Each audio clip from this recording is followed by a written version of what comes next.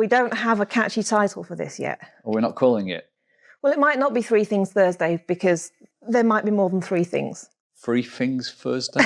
It could be a play. You could, Three Things Thursday doesn't necessarily have to have three things in. It does this week, doesn't it? I guess we're recording. You better explain what's going on.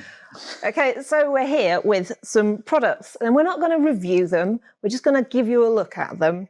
We need a catchy title for it, like Three Things Thursday, but it might not always go out on a Thursday, and it might not always be three things. So, suggestions welcome. But the idea is to look at some products that have some similarities and give you a bit of a look at them and kind of talk through some of the different features that they've got. So you might then go and buy one or not.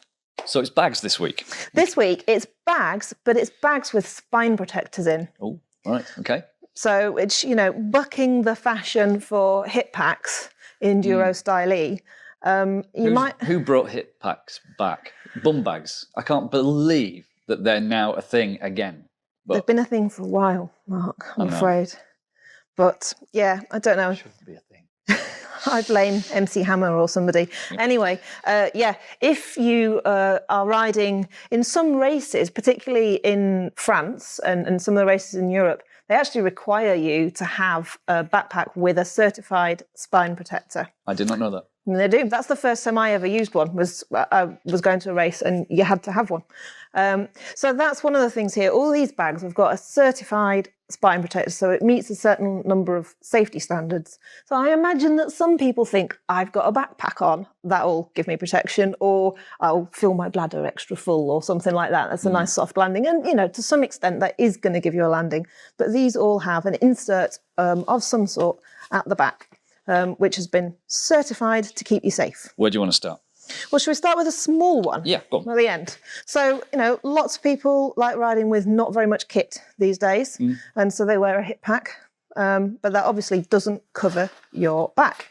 This is the Camelbak Chase, and it's a vest, protector vest. Now, they do one without the spine protector in as well. As you can see, it's pretty... It's very vesty. It's very vesty. Yeah. It's very vesty, and it's very small. It's quite slim.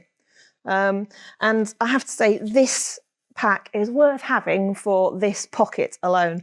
This front pocket is the size of a giant iPhone, and it means it's on the front where you can get to it when you're riding along without having to wrestle your bag off.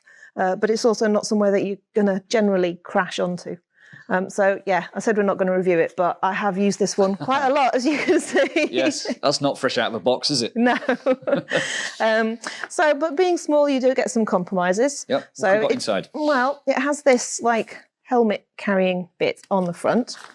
You can kind of get your foot... Yeah. Well, not so much in, but I've kind of laced that through the vent straps and stuff on a full face, or put a chin bar on. Sure. You get your little... fleecy goggles pocket in there, and then this opens out nicely. These are your tools. It doesn't come with tools. It doesn't come with tools, no. Right. And it doesn't come with the tool roll either. I've poached that out of another Camelbak pack. Nice little brand though. Yes. Yeah. So it has a big section, and I found I can get a big 29er in a tube, and a jacket, and then my tool roll, but that's about it. Not even a sandwich. It's a very squashed sandwich at that point. You've got your emergency blanket. Got my emergency blanket, yeah. So you get a couple of decent sized pockets, and then that gives you a little pocket as well to put your keys or whatever in. And where's the bladder go? The bladder goes in there. I see. Yep. Which, I don't often ride with the bladder. Yep. But does it come with a bladder? It doesn't, and none of these bags do. Ah. And I think that is something that manufacturers are doing because they think people already have bladders. And so they're trying to keep the price down because they are, a bit spendier.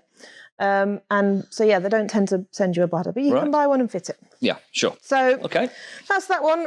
Kind of a day out, a small day out, not a big day out in the mountains, because you just can't get enough extra layers and kit in there for a big day out. So that's one from Camelbak, a little bit bigger. This is the Trail Pro from Evoc. This is the 16-litre version. Comes in sizes. So this is the small, medium one. You have to make sure you get the right size one for your body. I'm a big fan of Evoc packs. I like the fact that I like these straps with the Velcro. Yeah, it's just like massively yes. strapped on. They're Yeah. very, very good for a middle-aged waist. Yes, they're kind of comfortable, nice and wide, and a bit girdling. Okay. Yes. So this is actually their second bag with a spine protector in that I've used. This is the super lightweight version, and I think it weighs about 1 kilogram, and it's noticeably lighter than their other one that I used. But it has a slightly different pocket layout. Oh, I like the double zip pull there. Yeah, it's kind of, yeah. Does it work? Yeah, it's all right. But then it's got quite small pockets in here. Oh, yeah. If you remember, the Camelbak had bigger ones. Yeah. So I'm not sure what you put in those little sections. It doesn't come with a helmet carrier, but you can buy one as an added extra. All right. And then you get your goggles bit. Yeah, of course. And then what's in this one, I wonder? Anything? I've been using it. Oh, an inner tube. Look at that. Look, carefully labelled inner tube. Yeah. It doesn't come with the inner tube. No, you don't get an inner tube. Yeah. And so then you've got one big section, somewhere for your keys. Well, that's where the bladder goes inside there. So And it's then not you an actual separate bladder compartment. It's in the main compartment. Yeah. Yeah.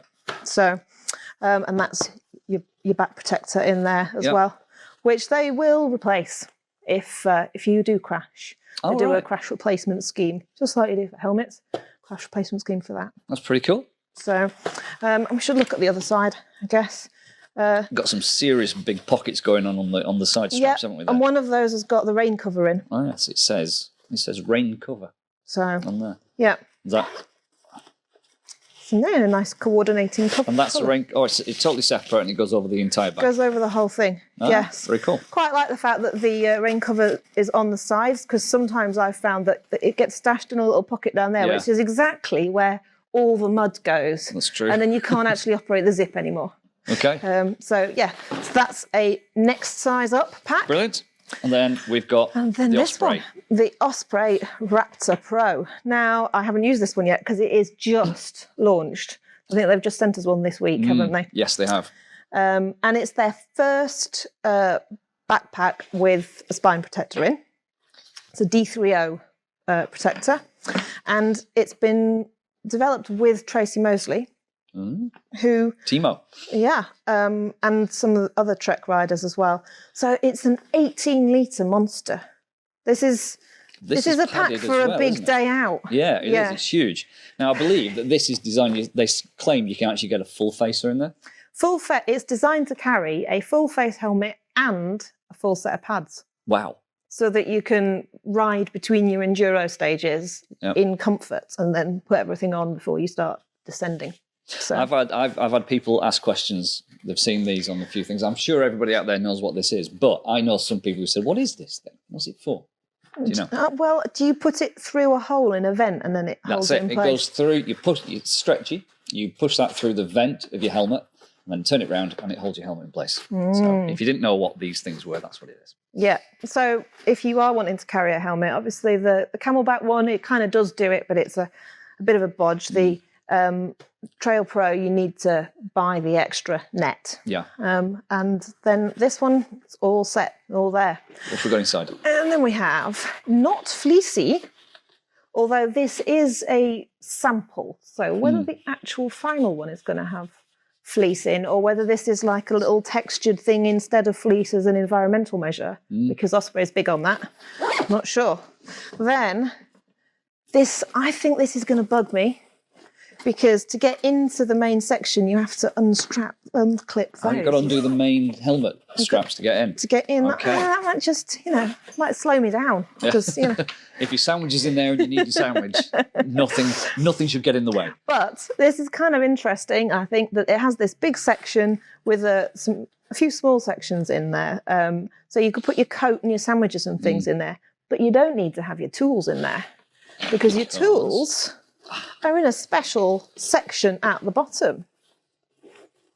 Now, I'm looking forward to testing this, because I can't decide if it's genius or disaster. I mean, surely Tracy Mosley knows. But look, it has a full-on trail tool roll, which is like what I've got in the other one, Yep. which you can take out. So you put your tools in there, and then this little bottom section is for your tools. Now, There's no rain cover. It looks pretty waterproof, though. They're not. Are they tape seams? They're not really taped, are they? But that is going to be down. And it is in that area. In that area. So whether your tools are all going to get up wet, I don't know. We'll see. I have to say, I've got an old Osprey pack that's at least 10 years old that I've worn to destruction. I still use it now, and it has that in the bottom. I've not had any issues with the tool roll getting wet, so I would not be that worried about it if it's the same as the one that I've been using for 10 years. The one thing I really like about Osprey is they're not afraid to use magnets, and I love this chest strap.